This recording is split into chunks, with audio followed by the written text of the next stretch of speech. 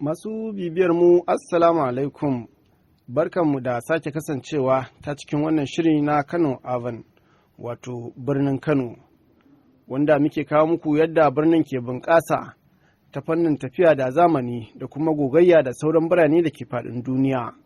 Sunana Abba Isa Muhammad, kamar yadda muke kasancewa tare, bisa tallafin abokin aiki Suleiman Musa Abdullahi da kuma Malam Aminu Bello, da ke saka idanu wajen ganin komai ya tafi yadda ya kamata don kawo muku wannan shiri. Za mu fara buɗe shirin da yadda aka samar da ingantattu ko kuma wadatattun tituna tare da gyara su a faɗin birnin Kano, wanda ke bawa masu zirga-zirgar kai komo damar yin hada-hada ko sufuri cikin walwala da kwanciyar hankali. A hannu guda kuma akwai gine-gine da ake ci gaba da yi a birnin na Kano, wanda a iya cewa za su tafi daidai da zamanin da muke ciki, kuma zamani mai zuwa. Waɗannan tituna da kuke gani wasu ne daga cikin titunan da aka inganta a birnin na Kano, da ke sadar da al'umma zuwa gurare daban-daban cikin sauƙi da walwala, baya ga fitilu da ƙawata shi.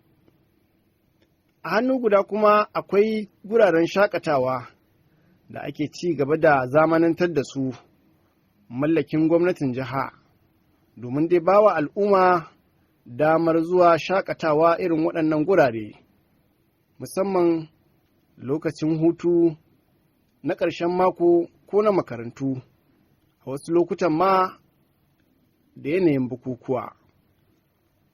Akwai gine-gine da ke daɗa tasowa a sassa daban-daban, wanda a iya cewa alama ce ta bunƙasa da ci gaban birnin na Kano. Baya ga haka, bari mu ɗan tsahirta, mu tafi kai tsaye zuwa ga tattaunawar da muka yi da wani ɗaya daga cikin 'yan kasuwa matasa kuma ɗan jihar Kano, wanda ya ziyarci wasu ƙasashen, da za mu ji yadda zai iya kwatanta ci gaban birnin Kano da wasu ƙasashen, da ma abubuwan da ya kamata a ce mazauna ƙetare na amfana da ka jihar Kano ta fannin kasuwanci, zuba jari da makamantan haka. Mustapha Kabir Sula Haske ɗan kasuwa ne a nan Kano, ga kuma tattaunawar da muka yi da shi. Birnin Kano a yanzu alhamdulillah an samu ci gaba a fannoni da dama, sannan kuma akwai fannonin da ake da buƙatar ci gaban shi ma. A ɓangaren harkar titina, kana kallon yadda gari yanzu gwamnati ta gyara titina, wannan abin ci gaba ne, abin murna ne, abin farin ciki ne. Sannan kuma ɓangaren harkar kasuwanci, za ka gani mutane suna ta ƙoƙarin zamanantar da kasuwancinsu, suna yin manyan shaguna da ba a saba yi ba akan titina, ana gyara gurare. To duk wannan abu ne na ci gaba na zamani, amma dai duk da haka muna da karancin wasu abubuwan da yawa a jihar Kano. Kamar waɗanda suke bibiyan mu da ke kasashen ƙetare, wani irin alfanu ko kuma alheri za su iya samu idan suka zuba jari ko kuma suka shigo jihar Kano ko birnin Kano? A dai ruwan da yake kasashen waje ya shigo cikin Kano, insha Allah arzikinsa zai haɓaka. Allah ya wa Kano albarka, gari ne mai albarka. Duk abin da ka kawo Kano, to in Allah ya yarda Allah zai siyar maka da shi, za a yi kamar ba a yi ba. Duk yawansa Kano za ta shanye shi, za ta shafe shi. Allah ya mata albarka. Bayan Allah sun mana addu'a, iyayenmu da kakanninmu da malamai sun yi addu'a. Gari ne mai son baƙi, ana karɓar baƙi. In baƙo ya zo jihar Kano, ba a cutar da shi, ba mai cutar da kai. A jihar Kano baƙo zai zo, zai kafa kasuwanci a cikin kasuwa, ya sa jarinsa, ya yi arziki, ya yi gida, ya gina rayuwarsa, babu bakin ciki, babu hassada, ba ruwan kowa da shi.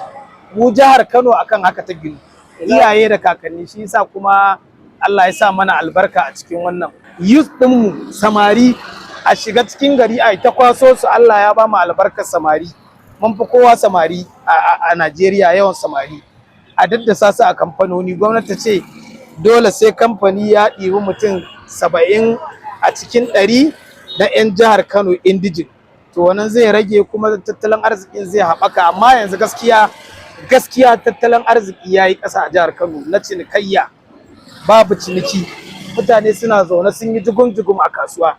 Za ka shiga kantin kwari kaga kamar an share ta. Mu da muke harkar kwari muna harkar kamar motoci, za ka je kasuwar mota ta mutu, sun ga ce wacce ta zama dole ta abinci, shi ma dan abinci ne, amma ragowar kasuwanni za ka ga duk sun zama dry, saboda gaskiya an samu karancin gwamnati akan wannan. Wajibi 'yan siyasa su sani cewa duk duniya, zan baka misali kamar kwanan nan Donald Trump ya ɗibi 'yan kasuwarsa, shugabannin masu kamfanoni na ƙasarsa suka tafi China don nemo investors su zo su zuba jari.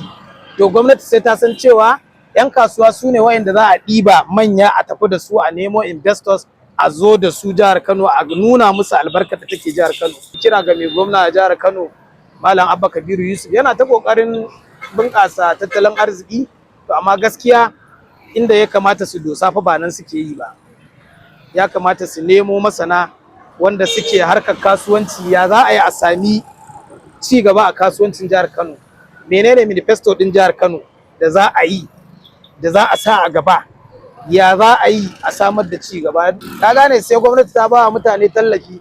Gwamnati tana da kuɗi, mun ji labari jihar Kano ta samu arziki sama da biliyan 700 ko kusan 1 trillion a hannun gwamnati, amma 'yan Kano ba su da jari. Gwamnati ta shigo, 'yan kasuwa ku zo, mai son rance duk wanda aka san da gaske yake, ina dan karamin kamfanin ka, ko ina inda kake takalma ko jakunkuna ko dan wani abin hannu kana yi, to ba za mu baka kuɗi ba, za mu je a siyo kaya ga ma'aikata, a yi reality, a yi da gaske, kar a sa siyasa a ciki. To Allah da tattalin arziki zai haɓaka kuma za a samu security. To bayan wannan tattaunawa da muka yi da Mustapha Kabir Sule, wanda aka fi sani da Haske, ɗan kasuwa a nan Kano, da kuma jin ra'ayinsa ko fahimtarsa game da ci gaban birnin Kano idan aka kwatanta da wasu ƙasashen na duniya. Za mu kuma waiwayawa domin nuna muku ko kuma kawo muku yadda ake daɗa samun ci gaba a fannin tafiya da zamani a birnin na Kano, musamman wajen walwalar masu sufuri a hanyoyi da ma gine-gine na zamani. Haka zalika akwai manya-manyan gadoji da shatale-tale da aka inganta su ko kuma ake samar da su a birnin na Kano domin dai ƙawata shi da kuma kawo damammaki ga masu sha'awar zuba jari, yawon buɗe idanu ko gudanar da kasuwanci. Masu bibiyar mu za mu tsahirta a nan, sai kuma mun sake haɗuwa a shiri na gaba idan Allah ya amince.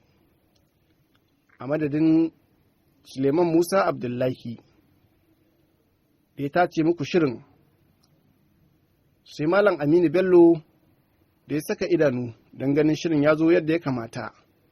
Sunana Abba Isa Muhammad da na gabatar, nake cewa sai Allah ya sake sada mu a shiri na gaba cikin wannan shiri na birnin Kano, ta dabaci gari jallabar Hausa, Kano tumbin giwa, mai dala mai goron dutse, Kano ko da mai ka zo an fika.